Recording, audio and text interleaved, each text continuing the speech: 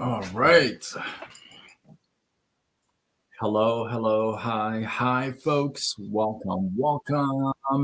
Happy Wednesday, and hope that you squeezed more out of your day than the day squeezed out of you. I am Sean Azimi with SideGigSean.com, where I help you look, start, and grow your online business. Welcome. Good to see you. Pretty decent, maybe hour. Jenny, how are you? Welcome. Good to see you. So, man, it is chilly out here. I'm not gonna lie. It is. It is chilly here. Let me get right to it. Today was a packed day. I didn't even realize it's 10 p.m. I had planned on doing two skits, and I completely just lost track of time. This is a good thing sometimes. But we are here. And again, thank you so much. Some of you still are reaching out to me and sharing some love and care with me, and I really appreciate it. I just want to say I really appreciate it. Tonight's lesson. So if you've seen some of my posts, where I live and stuff, there are a couple of hawks that come by, right? And I love seeing this one big red-chested hawk, and then there's two smaller ones that don't have a red chest. And then there's an owl that comes by. There are a couple of parrots that come by, right? But I'm the reason why I tell you this is because I'm really into birds. I like birds, right? And the story I'm going to share with you is, you know what? I haven't seen the owl for um, probably a couple of weeks. I've actually named them today. I named all of them. PK helped out with a theme, and so I named all of them. So the owl is going to be Mickey. The red-chested hawk is going to be Rocky, and then the other two are going to be Polly and Apollo. You get it, right? Okay. So I saw Rocky today. He's just so beautiful. He's such a big bird. But the story today, I did not want to digress that much. But the story today uh, involves one of the most beautiful birds, one of my favorite birds, and that is an eagle. I've shared a few stories about an eagle and their way of life, and how amazing they are, and what we can learn from them. This one is a little bit different. There was a king. There was a king back in the day, and this king had got a gift of two young eagles. Well, very exciting gift. I know if somebody gave me one eagle, I'd be very excited. Two, but he gets two eagles, and he's very anxious to have these fly and soar and watch them. So he brings them out the next day, lets them loose, and he notices that the first one just really like takes off, right? Just whoosh, just like takes off, like the sound effect. Um, it takes off, but the second one feels like a little strange, right? It kind of takes off a little bit and then comes back, sits on this one branch. Okay. Next day they repeat this, and same thing. That first one just like flies and takes off and soars, and the other one just kind of just plunk, right, sits back down on that branch and kind of just doesn't want to fly. Happens over and over and over again, and this seems to be the routine. Well, the kid is a little frustrated. I mean, I would be too, maybe. Why is one flying so well, and why is not? And so he brings his help, and he says, "What's going on with this thing? Is he sick?" and his people are saying, you know what, we don't understand what's going on. He seems okay. He seems fine, right?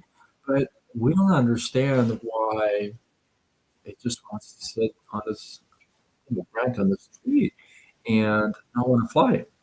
Well, the king really is determined to find out why, right? Why is this eagle not flying? So he tells his helpers, he says, you know what? You go to town and you spread the news. You let everybody know that there is, this situation with the two eagles, and that one that, flies and soars and is amazing, and the other one just doesn't want to fly. And if anybody can find out the reason why and help us get this one to fly as well, it's going to be rewarded major. Well, they go out to the town and tell everybody. People come, and gurus come, and all these people come and try, and sure enough, nothing has helped. The king is almost given up. The king is like, you know what? Well, maybe that's what it is. Maybe we should kill the eagle, or maybe we should just leave it there. I don't know. We'll see, right? Well, one day, a few days after, one of the helpers runs back to the castle and tells the king, "King, guess what? The second eagle is flying, just as high, just as soaring, and it's amazing." So the king he runs out. He wants to see it with his own eyes. Right? He looks up and he's all like, That's amazing. What happened? Who did it? Who did this? Who helped them?" And so the helper says,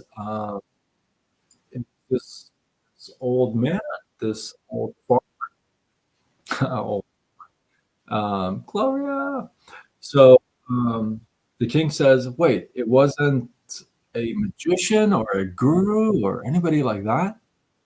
And helper says, "No, it was this man right here." So the king says, "Bring him forward." Brings him to the king and says, "Hey, do you know how many people have tried? Do you know how many days and months and weeks we have tried to get this eagle to fly? And the eagle's flying. What did you do? How did you get the eagle to fly?"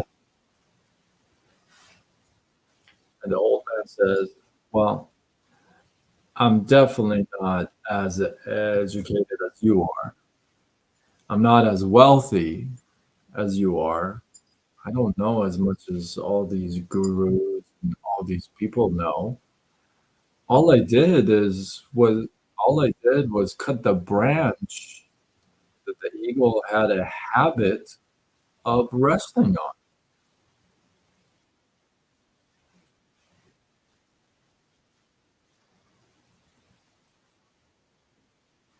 That simple of a solution. I wanted to title this in a different way. It just wouldn't roll out. But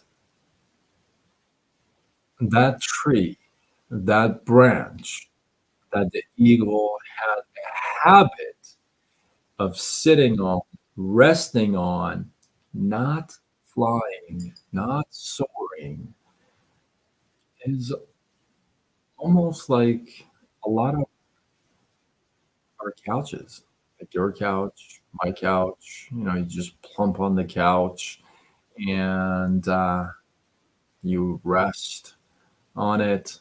You have a habit of just plunk, right?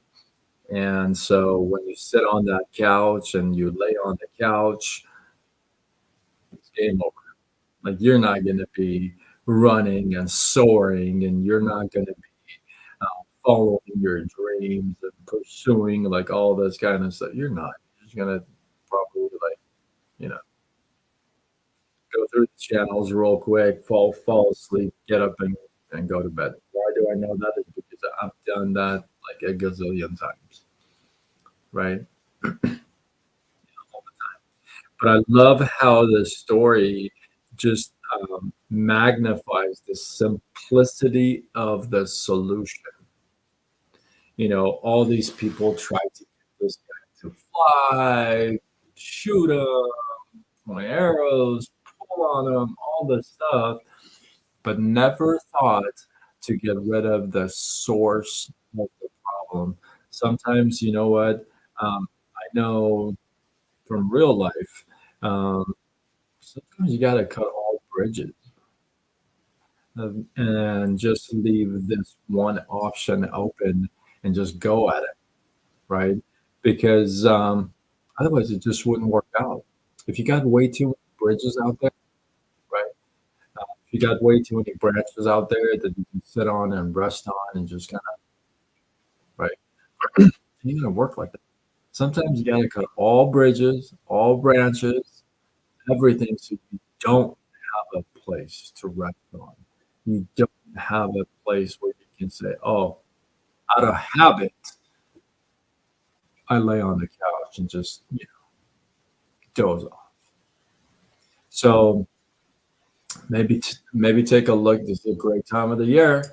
Take a look at some of the branches in your life that need to be cut off and thrown away so that you don't rust on them. Maybe you take a look, reevaluate, and going forward to 2024.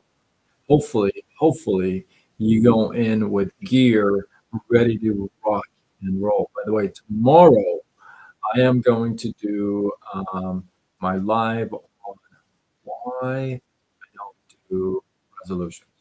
I think this is my, I want to say this is my third year or fourth. Third year. My third year of not doing resolutions. They don't work. Do they? I mean, okay. If you've had a resolution that has worked for you, drop it in the comments. I'd love to know. The stats are not really um, up in your favor, really. So tomorrow I'm going to do this live. Why I don't do resolutions and what I do instead. That actually, I think it works a lot better. It has for me.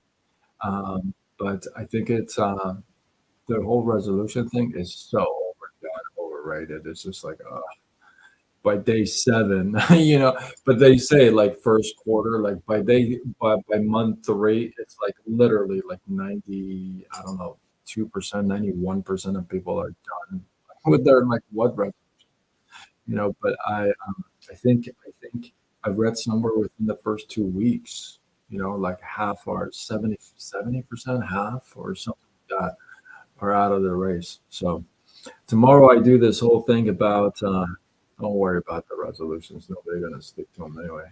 But this may help you keep the changes, if you would, alive and right in front of you throughout the year, so that you stay hungry for it. Pretty cool. Pretty cool. It's done that for me.